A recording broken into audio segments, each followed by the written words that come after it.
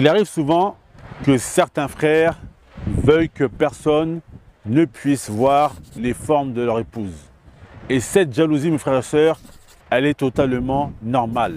C'est une jalousie de saine nature et le contraire serait une mauvaise chose.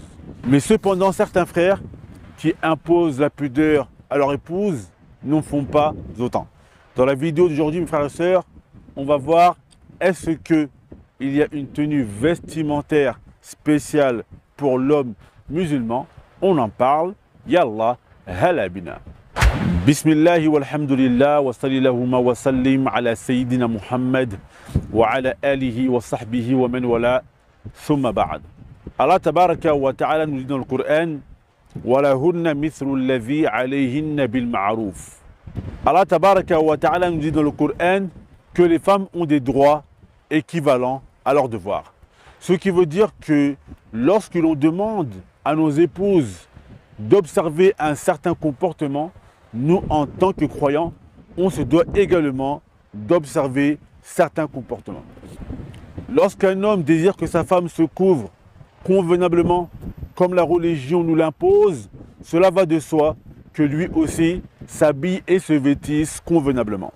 Et malheureusement, ce que l'on voit de nos jours, c'est qu'il y a beaucoup d'hommes qui se laissent aller dans leur tenue vestimentaire. Et cela, malheureusement, a pris des proportions qui sont très grandes. C'est totalement en contradiction avec les mœurs islamiques. Si les hommes ont un penchant et sont souvent attirés vers les femmes, il faut savoir également que les femmes sont sujettes à la tentation. Et lorsque l'on sait que les femmes sont sujettes également à la tentation, il en va de soi que le musulman se doit de se vêtir convenablement. Il y a des personnes qui pensent qu'en tant qu'hommes, ils peuvent mettre tous les vêtements qu'ils désirent, mais en vérité, la religion islamique est venue avec un comportement à adopter, et cela même pour les hommes. Le messager d'Allah sallallahu alayhi wa sallam nous dit que chaque religion a un comportement qui lui est propre, et le comportement prépondérant de cette communauté, c'est la pudeur. Alors cela ne veut pas dire que l'on ne peut pas se faire beau. Le messager d'Allah sallallahu alayhi wa sallam nous dit qu'Allah est beau et il aime tout ce qui est beau. Cependant, lorsque le musulman sait qu'une tenue vestimentaire qu'il va adopter va en contradiction des mœurs islamiques, il se doit dès lors de s'écarter de cela. Les mœurs islamiques, quelles sont-elles?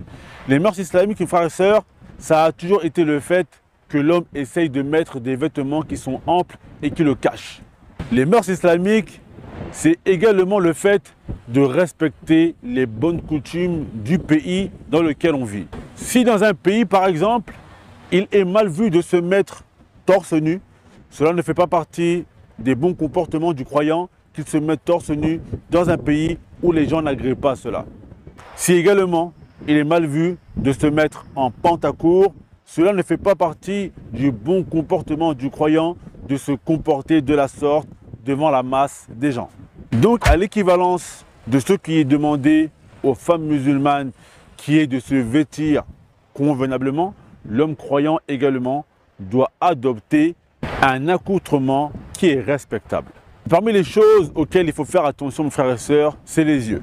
Car beaucoup de personnes, beaucoup de nos frères regardent les chanteurs, les footballeurs, les stars de cinéma, etc. Et après, ils veulent copier ces personnes.